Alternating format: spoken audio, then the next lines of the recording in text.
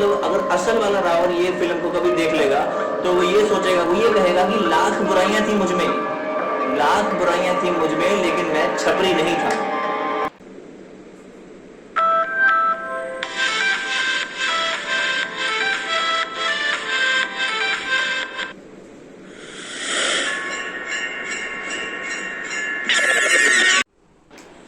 काल का सबसे खतरनाक हथियार है वो है हमारा मन।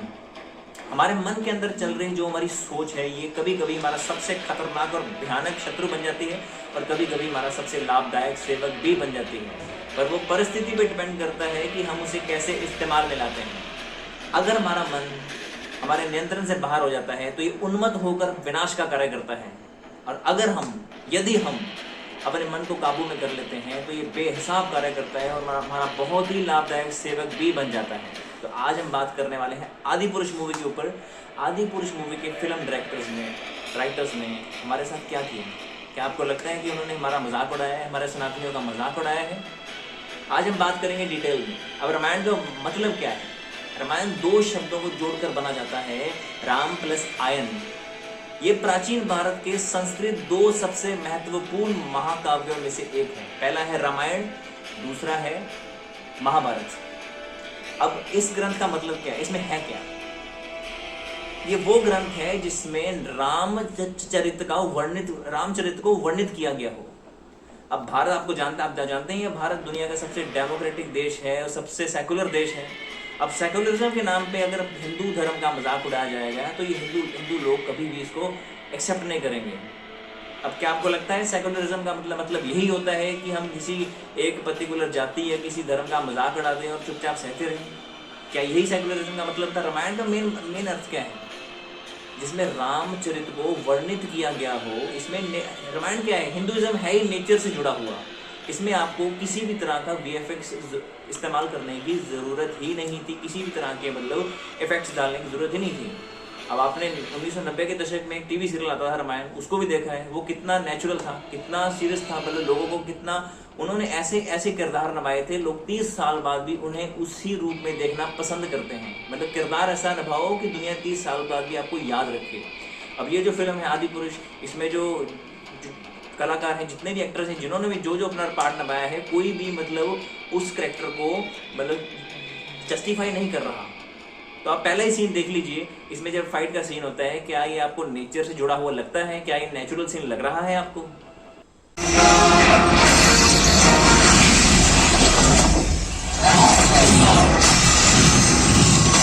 अभी तो आपने एक ही सीन देखा है, लेकिन इस फिल्म में डायलॉग्स हैं वो इससे भी बदतर हैं, बल्कि बेशर्म और शर्म की सारी हदें पार कर दी हैं। कोई शर्म ही नहीं बची है, कोई कसर ही नहीं छोड़ी है कि इस फिल्म का मजाक उड़ाया जाए। क्या ये सच में रामायण थी?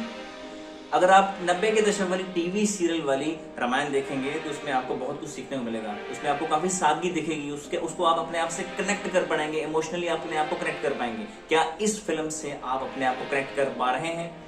ये एक एंटरटेनमेंट के लिए बहुत बढ़िया फिल्म थी। अगर छोटे बच्चे जाएंगे उनको मजा आएगा देखने में। एक सुपर हीरो टाइप की मूवी है। इसमें काफी वेस्टर्न कल्चर को मिक्स कर दिया गया है बीच में। काफी VFX और बैकग्राउंड म्यूजिक जो है, BGM है, जो इस तरह का यूज किया गया है, इतना ही बदतर, गलत जगह पे गलत चीजें यूज की गई हैं। मैं कहूंगा आदिपुरुष में जो राम का कैरेक्टर जो प्रभास ने प्ले किया है वो भी कोई ज्यादा सूटेबल कैरेक्टर नहीं था। उनकी चेहरे पे वो कैरेक्टर सूट ही नहीं कर रहा था। आप देखेंगे कि हमने आज तक जितने भी राम को जितने भी कैरेक्टरों में देखा है, अगर आप अपने दिमाग में भी राम की पिक्चर लेके आते हैं तो कभी भी राम की मूछें नहीं थी।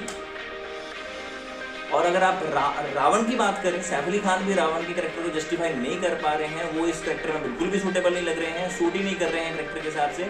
और सीता की बात करें, सीता में भी कृति सनन बिल्कुल भी सूट नहीं कर रही है। और हनुमान की बात करें, यहाँ पे तो डायरेक्टर्स ने सारी ही हदें पार कर दी। मजाक उड़ाने में कोई कसर ही नहीं छोड़ी। आपने आज तक किस हनुमान को देखा है जिसकी दाढ़ी हो या मूछ ना हो? भले ये तो मुसलमान कैरेक्टर बना दिया गया है, बिल्कुल ही मजाक उड़ाने में कसर नहीं छोड़ी गई है।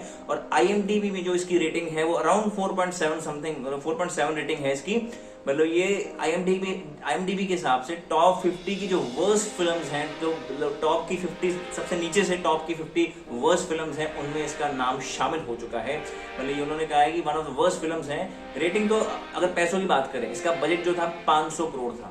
अब 500 करोड़ इस फिल्म में लगाया गया है तो कुछ जस्टिफाई भी करना चाहिए 500 करोड़ को। उस हिसाब से आपने कैरेक्टर तो नहीं दिखाए फिल्म में।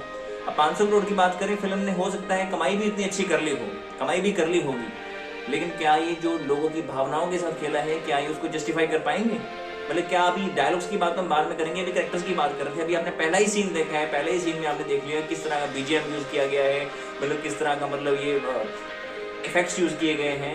तो वो इस फिल्म को देखकर मतलब जो हिंदू, जो कट्टर हिंदू जो लोग थे, उनके लिए तो ये काफी मतलब बिल्कुल भी उनका शत्रु बन चुके हैं ये फिल्म। मुझे लगता है कि आज के बाद वो लोग फिल्म देखेंगे ही नहीं, वो लोग जो जिन लोगों की भावनाओं को ठेस पहुंची है इस फिल्म को देखकर।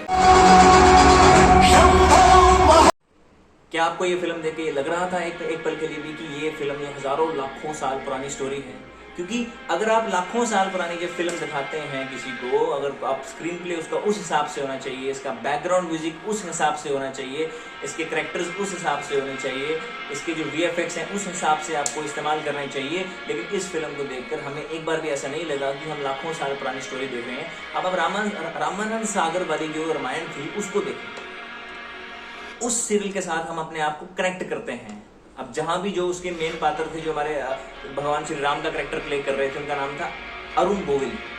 और जहां भी वो दिखते हैं, एयरपोर्ट पे दिखते हैं, लोग उनको नतमस्तक होकर प्रणाम करते हैं, क्योंकि लोगों को उनमें राम की छवि दिखती है। लेकिन क्या आपको प्रभास में राम की छवि दिखती है? मैं तो ये कहूंगा कि जो RRR मूवी थी उसमें रामचरण ने जो भगवान श्री राम का कैरेक्टर निभाया था, सिर्फ और सिर्फ 15 मिनट के लिए, वो भी इससे लाखों गुना बेटर था, बेहतर था। अब प्रभास की इतनी फैन फॉलोइंग थी साउथ में और पूरे हिंदुस्तान में पैन इंडिया फैन फॉलोइंग थी बाहुबली के टाइम पे। क्या आपको लगता है कि इस फिल्म के बाद उसकी फैन फॉलोइंग थोड़ी डाउन हो जाएगी? इस फिल्म के आप बैकग्राउंड म्यूजिक को इग्नोर कर सकते हैं, इस फिल्म के वीएफएक्स को इग्नोर कर सकते हैं, डायलॉग्स को इग्नोर कर सकते हैं, पर इस फिल्म के आप गाने हैं, जो सॉन्ग्स हैं, उसको इग्नोर बिल्कुल भी नहीं कर सकते। गाने बहुत ही बढ़िया हैं इसके गाने। अगर आप प्लेलिस्ट में गाने में सुनेंगे तो गाने आपको बहुत बड़े लगेंगे, लेकिन जो इसके डायलॉग्स हैं, इसका स्क्रीन प्ले है, इसका जो वीएफएक्स है, जो बीजीएम है, उसे देखकर आपकी भावनाओं को बहुत ही ठेस पहुंचने वाली है।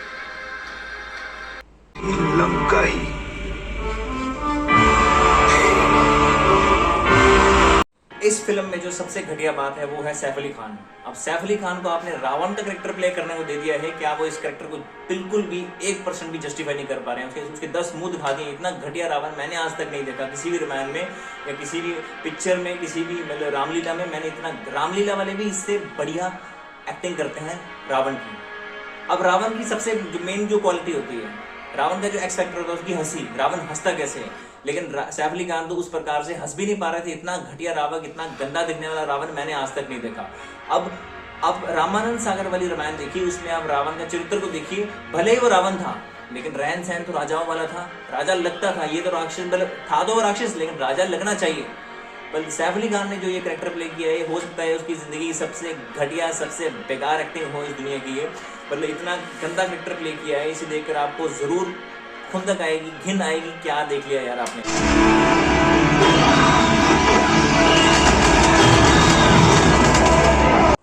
सबसे बड़ी गलती जो इसके डायरेक्टर्स ने, फिल्म मेकर्स ने, निर्माताओं ने करी है, वो है इसको फिल्म को मॉडर्न बनाने के चक्कर में अपने पैर पे खुद ही कुल्हाड़ी मार ली है, अपना खुद का ही बेड़ा गर्क कर लिया है। मतलब रामायण को मॉडर्न बनाने की जरूरत या आवश्यकता ही नहीं थी। क्या ये इतना महत्वपूर्ण हो गया था लोगों को एंटरटेनमेंट करना? एंटरटेनमेंट तो लोग और भी चीज़ों से कर सकते हैं, किसी पॉडकास्ट से कर सकते हैं, यूट्यूब वेब सीरीज से कर सकते हैं, नेटफ्लिक्स वेब सीरीज से कर सकते हैं, और भी बहुत सारे ऑप्शंस हैं लोगों के एंटरटेनमेंट के लिए। लेकिन रामायण के साथ छेड़छाड़ करने की क्या जरूरत थी? इसको मॉडर्न बनाने के चक्कर में डायरेक्टर्स का बेड़ा गर्क हो चुका है, उन्होंने अपने ही पैर पे खुद ही कुल्हाड़ी मार ली है। अब इसमें घटियापंती की बात करूं मैं, इस फिल्म में इतने ही घटिया मतलब डायलॉग्स हैं, डायलॉग्स को मैं बोलना भी नहीं चाहता। हनुमान जी की बहुत इज्जत करते हैं, लेकिन हम उसको बोल नहीं सकता इस वक्त, लेकिन उसके साथ नाइंसाफी हुई है।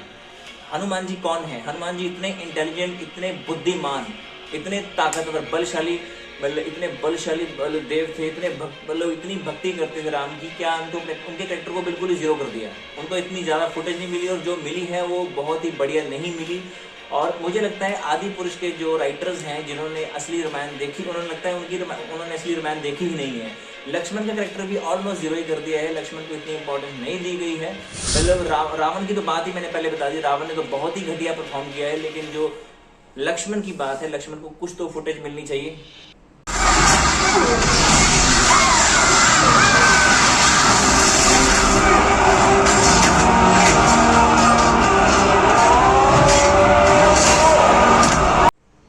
जिस देश में रहते हैं ये राम भक्तों का देश है।